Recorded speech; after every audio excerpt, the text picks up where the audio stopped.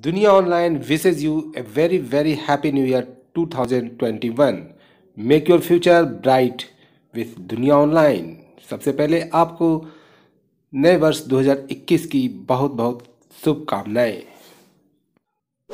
Welcome to your on YouTube channel दुनिया online. स्वागत है आपका फिर से आपके अपने यूट्यूब चैनल दुनिया ऑनलाइन में। जैसे कि आपको पता है एनटीपीसी आरआरबी का एग्ज़ाम चल रहा है और क्वेश्चन बहुत ही आसान आ रहे हैं। फर्स्ट फेज का क्वेश्चन 28, 29, 30 दिसंबर का एग्ज़ाम हो चुका है और आप देख ही रहे होंगे, आपको पता चल ही रहा होगा कि किस तरह के क्वेश्चन आ रहे हैं। तो उन्हीं मॉडल पे आधारित कुछ क्वेश्चंस को लेकर मैं आपके समक्ष प्रस्तुत हुआ हूँ। आपको इन क्वेश्चनों को देखकर जाना चाहिए, आपके लिए एक बूस्टर का काम करेंगे। तो आप देखिए आज का टॉपिक जो साइंस से जुड़ा हुआ है, विशेषकर बायोलॉजी से। तो शुरू करते हैं आज का सेशन। बायोलॉजी विषय पर आधारित कुछ 20 प्रश्नों को लेकर मैं प्रस्तुत हुआ हूँ। तो शुरू करते हैं आज का बायोलॉजी का यह सेशन। क्वेश्चन नंबर 1 है, जीव विज्ञान शब्द का प्रयोग सबसे पहले किसने किया था? ऑप्शंस आप देख लीजिएगा, मैं राइट आंसर को सिर्फ बता रहा हूँ। तो जीव विज्ञान शब्द का प्रयोग सबसे पहले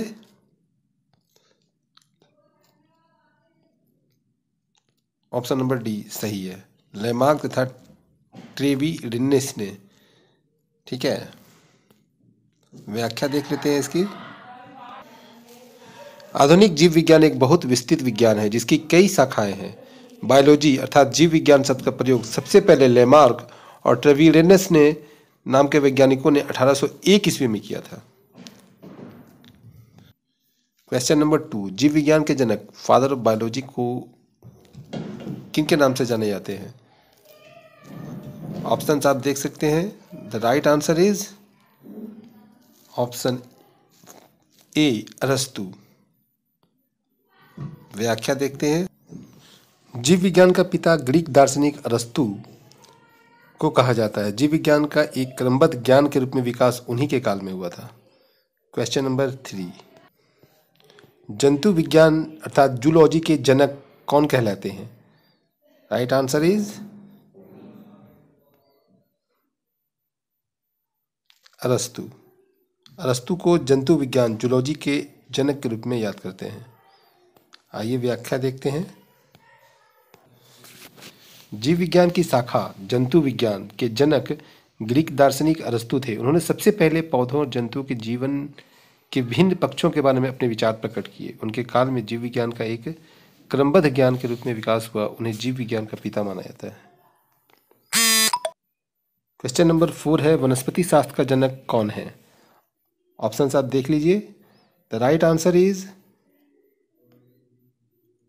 ऑप्शन ए, थियोफ्रास्टस को वनस्पति शास्त्र का कह सकते हैं या फिर वनस्पति विज्ञान भी कह सकते हैं, का जनक माना जाता है। वनस्पति शास्त्र का जनक किसे माना जाता है? थियोफ्रास्टस को। बॉटनी अर्थात वनस्पति विज्ञान के जनक थियोफ्रेस्टस हैं। वनस्पति विज्ञान में पादपों का अध्ययन किया जाता है। क्वेश्चन नंबर 5 है, चिकित्सा शास्त्र का जनक किसे कहा जाता है? The right answer is Hippocrates. चिकित्सा शास्त्र का जनक किसे कहा जाता है? हिप्पोक्रेटस को। चिकित्सा शास्त्र का जनक हिप्पोक्रेटस को माना जाता है। चिकित्सा शास्त्र आयुर्विज्ञान का एक क्षेत्र है। यह क्षेत्र अस्वस्थ मनुष्य को स्वस्थ बनाने से संबंधित है। क्वेश्चन नंबर 6, बॉटनी शब्द की उत्पत्ति किस भाषा के शब्द से हुई है? The right answer is Greek. Botany शब्द की उत्पत्ति ग्रीक भाषा से हुई है। एक्सप्लेनेशन देखते हैं। वनस्पति विज्ञान या बॉटनी या पादप विज्ञान, प्लांट साइंस भी जिसको कहते हैं, वह विज्ञान है जिसमें पादपों का अध्ययन होता है। बॉटनी शब्द की उत्पत्ति प्राचीन ग्रीक भाषा के शब्द बोटैनी से हुई है, जिसका अर्थ है घास या फूस। एक बार फिर से, वनस्पति विज्ञान जिसको बॉटनी कहते हैं या फिर पादप विज्ञान या प्लांट साइंस भी कहते हैं, वह विज्ञान है। वनस्पति विज्ञान वह विज्ञान है जिसमें पादपों का अध्ययन होता है अर्थात पेड़ पौधों का अध्ययन होता है। बॉटनी शब्द की उत्पत्ति प्राचीन ग्रीक भाषा के शब्द बोटेवन अर्थात बोटैनी से हुई है, जिसका अर्थ होता है घास या फूस। क्वेश्चन नंबर 7 है, हिस्टोरिया प्लांटरम पुस्तक के लेखक कौन है? The right answer is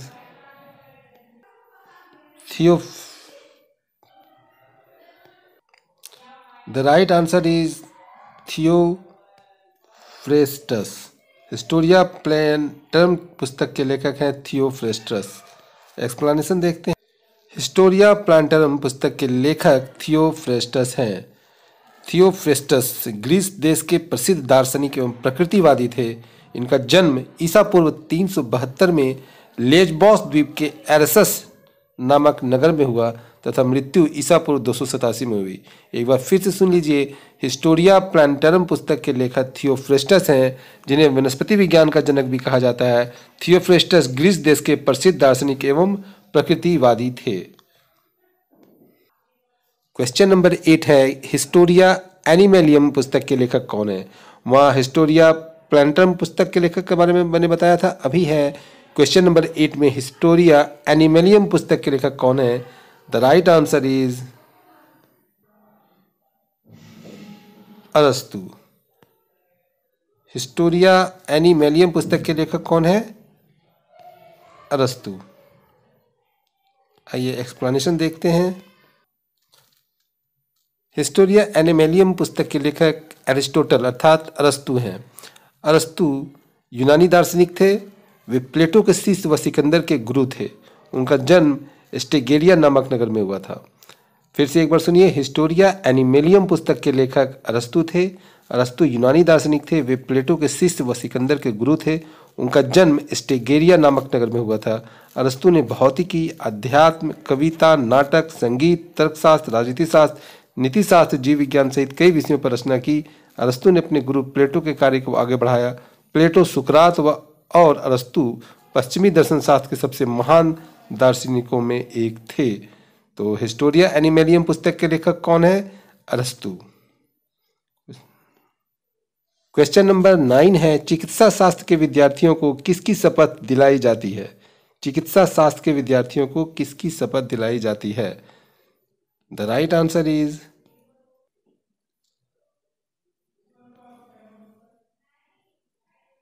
Hippocrates.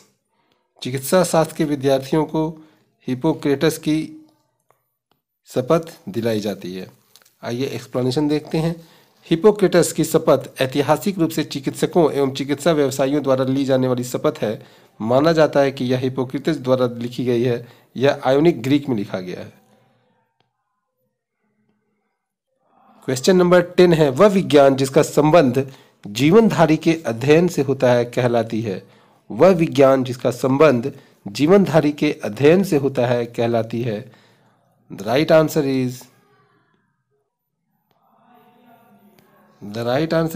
जीव विज्ञान। वह विज्ञान जिसका संबंध जीवनधारी के अध्ययन से होता है जीव विज्ञान कहलाता है। बहुत ही सिंपल क्वेश्चन है। आइए जीव विज्ञान से संबंधित कुछ तथ्यों को देखते हैं।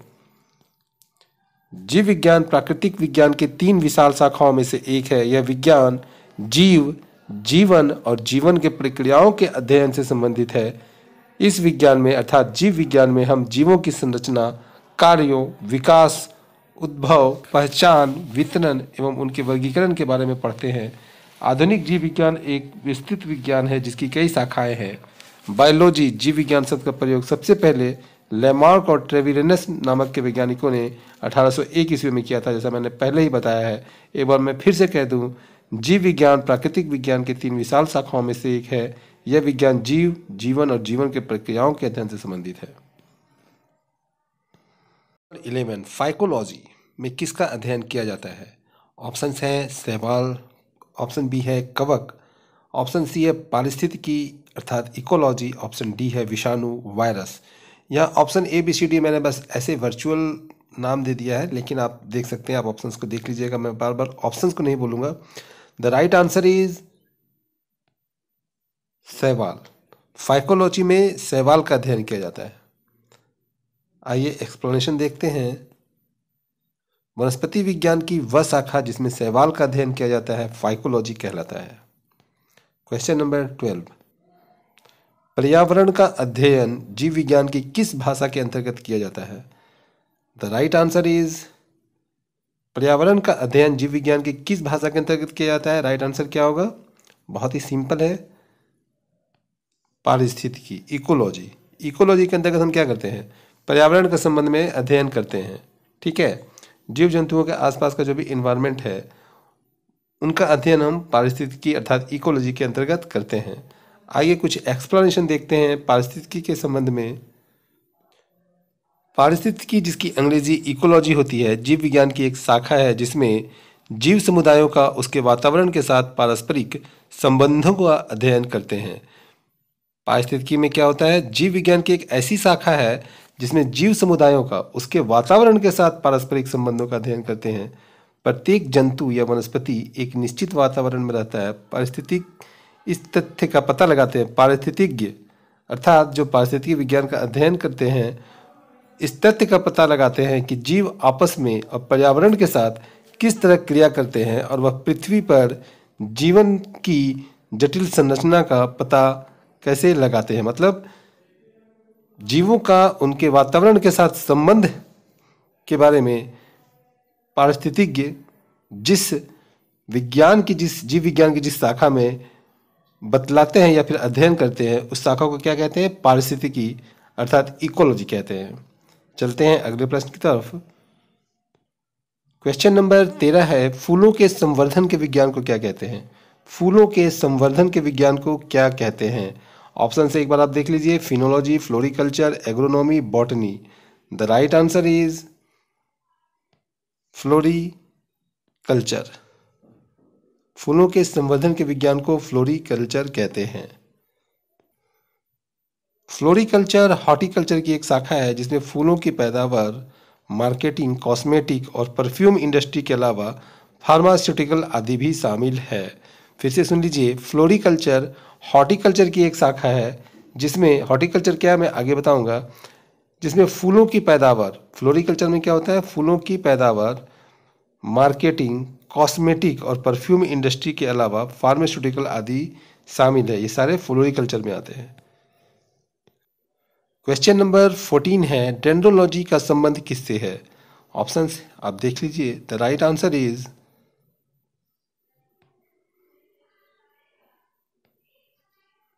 बी और सी दोनों, अर्थात वृक्षों के अध्ययन से भी और झाड़ियों के अध्ययन से भी।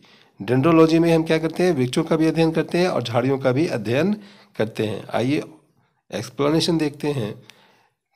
डेंड्रोलॉजी वृक्षों एवं झाड़ियों का अध्ययन कहलाता है। पुष्पों का अध्ययन कहलाता है। आप ऑप्शन से एक बार देख सकते हैं। पुष्पों का अध्ययन एंथोलॉजी कहलाता है। पुष्पों का अध्ययन क्या कहलाता है? एंथोलॉजी। पुष्पों का अध्ययन एंथोलॉजी कहलाता है। ठीक है, चलते हैं अगले प्रश्न की तरफ। क्वेश्चन नंबर 16 है, जीवाश्म वनस्पति विज्ञान में अध्ययन किया जाता है। जीवाश्म वनस्पति विज्ञान में किस चीज़ का अध्ययन किया जाता है? ऑप्शंस आप एक बार देख लीजिए। द राइट आंसर इज जीवाश्म का। जीवाश्म वनस्पति विज्ञान में जीवाश्मों का अध्ययन किया जाता है। बहुत ही सिंपल था। आइए कुछ एक्सप्लेनेशन देखते हैं इसके संबंध में। जीवाश्म विज्ञान के अंतर्गत प्राणियों और पादपों के अवशेषों का अध्ययन किया जाता है। क्वेश्चन नंबर 17 है, वनस्पति संवर्धन से संबंधित विज्ञान की शाखा को क्या कहते हैं? वनस्पति संवर्धन से संबंधित विज्ञान की शाखा को क्या कहते हैं? ऑप्शंस आप देख लीजिए, फ्लोरिकल्चर, एग्रीकल्चर और लेरिकल्चर, horticulture. The right answer is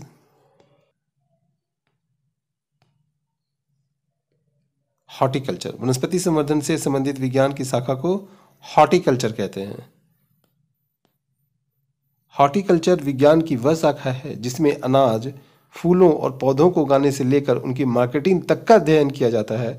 horticulture मानव उपयोग के लिए इस्तेमाल होने वाले पौधों के विज्ञान, तकनीक और विपणन से अर्थात मार्केटिंग से जुड़ा हुआ क्षेत्र है।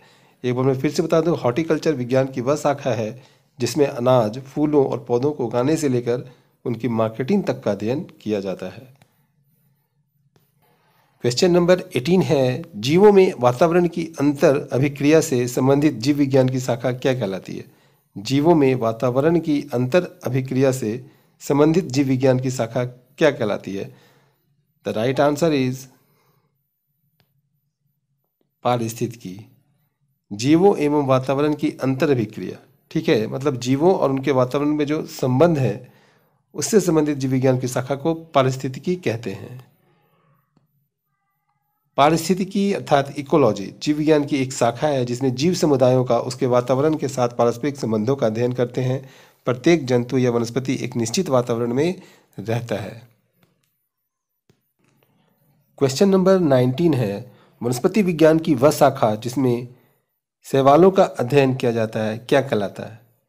वनस्पति विज्ञान की वह शाखा जिसमें शैवालों का अध्ययन किया जाता है। लगता है ये क्वेश्चन पहले भी मैंने बताया आपको, चलिए फिर से देख लेते हैं। शैवालों का अध्ययन वनस्पति विज्ञान की जिस शाखा में कहते हैं उसको क्या कहते हैं? राइट आंसर क्या है? फाइकोलॉजी। कवक के अध्ययन करने वाली विज्ञान को हम लोग माइकोलॉजी कहते हैं और शैवालों का अध्ययन जिस विज्ञान की शाखा में किया जाता है उसको फाइकोलॉजी कहते हैं। याद रखिएगा, कवक के अध्ययन वाले को कवक माइकोलॉजी, माइकोलॉजी, ठीक है, माइकोलॉजी। ओके, क्वेश्चन नंबर 20 है, सिल्वीकल्चर वनस्पति विज्ञान की वह शाखा है जिसमें वर्णन होता है। ऑप्शंस हैं शैवालों के संवर्धन का, वन के विकास का, सिलिसिफाइड पादपों का, कवकों के संवर्धन का। सिल्वीकल्चर वनस्पति विज्ञान की वह शाखा है जिसमें वर्णन होता है। ऑप्शंस सही आप देख सकते हैं। The right answer is option B है, वन के विकास का।